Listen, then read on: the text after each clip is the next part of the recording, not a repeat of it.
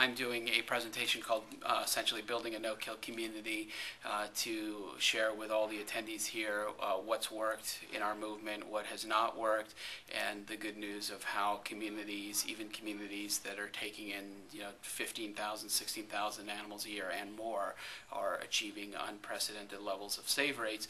And the exciting thing is it's not taking them 5 years, it's not taking them 10 years, they're doing it virtually overnight. And you're going to do that in an hour? I'm going to do that in an hour and 15 minutes because I'm not going to give anybody time for questions. How important, I know you guys are holding a conference later this year, right?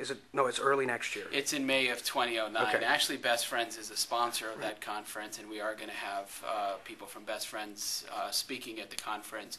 That one is a little bit different than the conference that you did. It's, we are doing it in conjunction with George Washington University Law School. So we are not just bringing in, the nation's top shelter directors, we're bringing in the nation's top animal lawyers.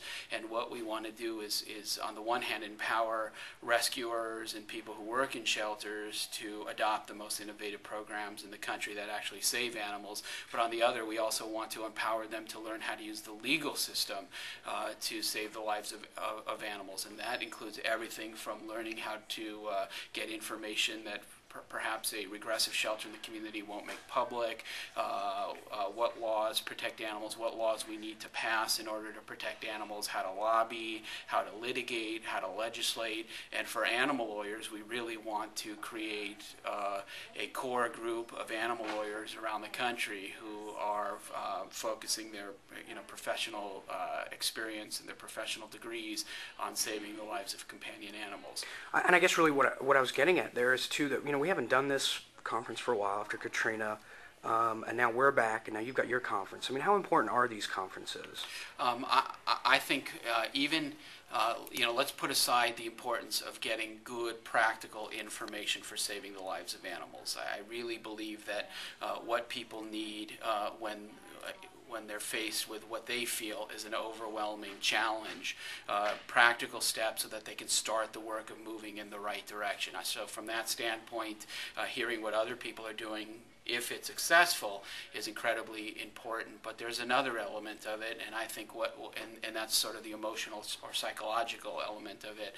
Too often, when we see great suffering of animals, when we feel like we've been doing this for years, and we question whether what have we accomplished and how far we have to go, to be in a room with 300, 400, 500 other people who share our values, who share our hopes and our dreams, and more than that, who have succeeded in achieving that which we want for the animals in our communities, reinvigorates people, inspires people, and with the right information and the right tool set, allows them to then go out and similarly achieve success. So I actually think these gatherings are invaluable. And the last question, I mean, I hope that you're going to answer this the way that I think you're going to answer it. I mean, we are in a better, maybe the best place, the best point that we've ever been to approach. Well, I mean, I know it's the hardest point, but I mean, we're getting as close to no-kill, certainly with the number of people that believe we can do it and the number of smart people. Like, you know what I mean? Yeah. I mean, I know it's the last mile is hard, but I actually don't think the last mile is hard. I actually believe that if every community, and this is what I'll talk about in my presentation, but if every city and every county, every community embrace the model that has proven to be successful in these half a dozen other examples that I'll give during my presentation, that we could be a no-kill nation today if everybody had the will and the desire to do so. And while we certainly have the will and the desire, and while all the attendees here certainly have the will and the desire, I mean, there are some institutional roadblocks, particularly when you're dealing with a government bureaucracy that maybe does not want the light of public scrutiny shined on this thing. But I've always believed that there's an old saying that the arc of history is wide, but it tends towards greater compassion. And so from my point of view, a no-kill nation is inevitable, and what I'm hoping to do is to speed that process along, because the sooner we get there, the lower the body count will be.